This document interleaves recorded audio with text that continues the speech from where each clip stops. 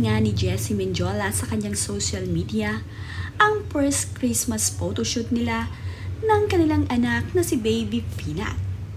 Ngayon nga lamang nila makakasama sa photoshoot itong si Baby Peanut. Ito ang first Christmas photoshoot ni Peanut na kasama ang kanyang mommy at daddy. Sobrang saya naman nga ni Jessie Mendiola at Luis Manzano na ngayong Christmas ay buo na ang kanilang family.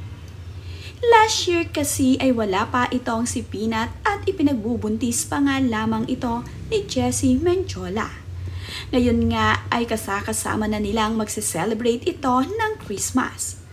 Ayon naman nga sa caption ni Jessie Mendiola sa kanyang ibinahaging larawan nila ng kanilang pamilya ay, "Our first Christmas family shoot. Our little girl was a trooper, so bait." Nakakatuwa naman nga na sobrang bait nga daw ni Baby Peanut habang sila ay nagpo-photoshoot. Tila nga ba nakakaintindi itong si Baby Peanut at panay ang smile nito sa camera. Sanay na sanay naman sa camera ang anak ni Jessie Mendiola at Luis Manzano.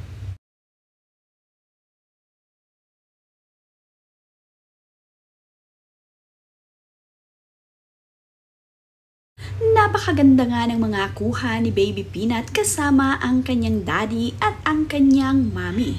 Sweet na sweet din naman itong si Baby Peanut at itong si Daddy Luis sa kanilang kuhang ito. Kakatuwa naman nga na sa murang edad ni Baby Peanut ay sanay na itong mag-smile sa camera.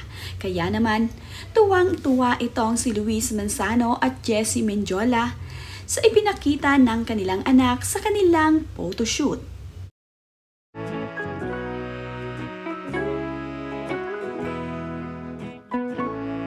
Darating nga na December 28 ay mag-iisang taong gulang na ang anak ni Jessie Mendiola at Luis Manzano na si Peanut.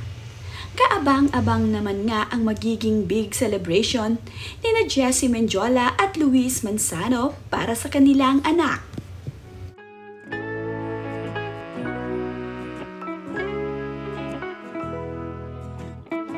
Nakamana nga itong si Baby Peanut sa kanyang mga magulang na pagdating sa camera ay talaga namang full of energy itong si Peanut. Napakagandang ngumiti ni Baby Peanut na talaga namang kagigiliwan sa social media.